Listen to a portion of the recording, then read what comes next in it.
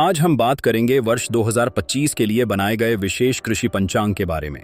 यह पंचांग हमारे किसान साथियों के लिए बहुत उपयोगी साबित हो सकता है, क्योंकि यह न केवल फसलों की बुवाई और कटाई के लिए शुभ तारीखों की जानकारी देता है, बल्कि कृषि कार्यों को सही दिशा में करने का मार्गदर्शन भी करता है। जैसा कि हम सभी जानते हैं कि खेती में सही समय पर किए गए कार्य का सीधा असर फसल की गुणवत्ता और उत्पादन पर पड़ता है। इसीलिए इस कृषि पंचांग का उद्देश्य भी यही है कि आप भी अपने खेतों में सही समय पर फसलों की बुवाई और अन्य कार्य करके बेहतरीन परिणाम प्राप्त कर सकें। किसान साथियों, ये पंचांग वैदिक गणनाओं और चंद्र कैलेंडर के आधार पर तैयार किया गया है। इसीलिए इस पंचांग में दिए गए मार्गदर्शन को अपनाकर आप अपनी फसलों की देखभाल और प्रबंधन को और भी बेहतर बना सकते हैं। इस पंचांग के अनुसार मार्च 2025 में कुछ महत्वपूर्ण कृषि दिवस हैं जिनका ध्यान रखना आपके लिए लाभकारी होगा। तो सबसे पहले बात करें 10 मार्च की, तो 10 मार्च का दिन बुवाई के लिए उपयुक्त है। यह दिन पूर्णिमा से 48 घंटे पहले का समय है, जिसे फसलों की बुवाई के लिए अनुकूल माना गया है।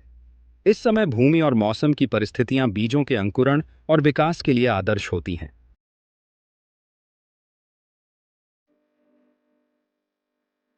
अब हम अगले चरण में चंद्रमा की स्थिति और चंद्र राशि के आधार पर विभिन्न फसलों की बुवाई के लिए उपयुक्त तारीखों पर चर्चा करेंगे।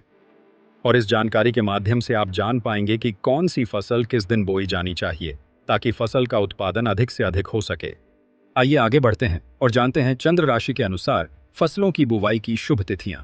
तो सबसे पहले बीज या फलवर्गीय फसलों की बात करें, जिनमें गेहूं, अनाज, दाल, तिलहन और फल वृक्ष शामिल हैं। इन फसलों की रोपाई के लिए इस महीने की कुछ तिथियां बेहद शुभ मानी गई हैं, जिनमें 3, 4, 12, 22, 23 और 31 तारीखें विशेष रूप से अनुकूल बताई गई हैं। इन दिनों में बुवाई करने से फसलों की अच्छी वृद्धि और बेहतर उत्पादन की संभावना होती है।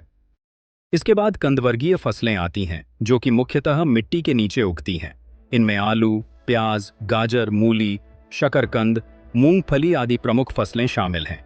इन फसलों की बुवाई के लिए भी कुछ खास तिथियां शुभ मानी गई हैं, जैसे 5, 6, 15, 16 और 25। इन तिथियों पर बुवाई करने से इन फसलों का बेहतर विकास सुनिश्चित है। अब बात करते हैं फूल वर्गीय फसलों की, जिनमें फूलों की खेती की जाती है। इनमें गुलाब, गेंदा, मोगरा, चंपा और फूल गोभी जैसी फसलें शामिल हैं। इन फसलों की बुवाई के लिए 8, 9, 18 और 27 तारीखों को विशेष रूप से शुभ बताया गया है। इन दिनों में बुवाई करने से पौधों की बढ़वार और फूलों की गुणवत्ता बेहतर होगी। अंत में पत्ती वर्गीय फसलों की बात करें, जो मुख्यतः पत्तियों के लिए उगाई जाती हैं। इनमें पालक, मेथी, धनिया, पिपरमिंट, करी पत्ता, चरी, बरसीम और गन्ना जैसी फसलें शामिल हैं। इन फसलों की बुवाई के लिए 10, 11, 20, 21 तारीखों को शुभ माना गया है। इन दिनों में बुवाई करने से पत्तियां स्वस्थ और पोषक तत्वों से भरपूर होती हैं, जिससे इनकी उत्पादकता भी बढ़ती है। अब हम बात करेंगे कि किन तारीखों में आपको बुवाई नहीं करनी है। किसान साथियों, प्रत्येक महीने में कुछ विशेष तिथियां ऐसी होती हैं जिनमें बुवाई करने से फसलों की वृद्धि पर नकारात्मक प्रभाव पड़ सकता है। इन तिथियों पर बुवाई करने से फसलों में रोग और कीड़ों का प्रकोप बढ़ सकता है, जिससे फसल को नुकसान हो सकता है।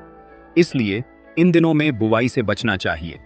तो मार्च महीने में आप 1, 14 और 28 तारीख को बुवाई करने से बचें, क्योंकि इन दिनों चंद्रमा शून्य स्थिति में होगा। इसका मतलब है कि इस दिन चंद्रमा का गुरुत्वाकर्षण बल पृथ्वी पर सबसे कम प्रभाव डालता है, जो बीज के अंकुरण और फसलों की बेहतर वृद्धि के लिए उपयुक्त नहीं माना जाता। इसके बाद 2, 17 और 30 तारीख को भी बुवाई न करें, क्योंकि इन दिनों चंद्रमा क्रमशः पृथ्वी के सबसे निकट और सबसे दूर स्थित होगा। और अंत में 29 तारीख को अमावस्या के दिन, जब चंद्रमा आकाश में दिखाई नहीं देता, उस दिन भी बुवाई करने से बचना चाहिए। इस तरह इन तारीखों पर ध्यान देकर आप फसलों की बेहतर उपज सुनिश्चित कर सकते हैं। अब बात करते हैं चंद्रमा के उत्तरायण और दक्षिणायन स्थितियों में शुभ तारीखों के बारे में। तो चंद्रमा की उत्तरायण स्थिति में आप 1 से 9 मार्च और 25 से 31 मार्च तक कंद फसलों को छोड़कर बाकी सभी फसलों की कटाई कर सकते हैं और बीजों की बुवाई कर सकते हैं। इसके बाद चंद्रमा की दक्षिणायन स्थिति में 10 से 24 मार्च तक की अवधि में आप कंद फसलों की खुदाई, खेत की जुताई, खेत की तैयारी, खेत में खाद डालना और हरी खाद पलटना, इस तरह के सभी काम कर सकते हैं। और अंत में एक महत्वपूर्ण बात यह है कि फसल की प्रकृति, मौसम और खेत की परिस्थितियां अनुकूल होने पर ही पंचांग में बताई गई तिथियों का पालन करना चाहिए। किसान साथियों, ये तिथियां जिस पंचांग में से बताई गई हैं, उसका नाम है अभिनव जैव गतिकीय कृषि एवं बागवानी पंचांग वर्ष 2025। और इस पंचांग के रचयिता हैं श्री अजीत केलकर जी एवं श्री रवि केलकर जी, जिनके प्रेरणा स्रोत हैं स्वर्गीय डॉक्टर O.N. सोलंकी जी। जैविक खेती से जुड़ी अधिक जानकारी के लिए आप अभिनव कृषि चिंतन से संपर्क कर सकते हैं।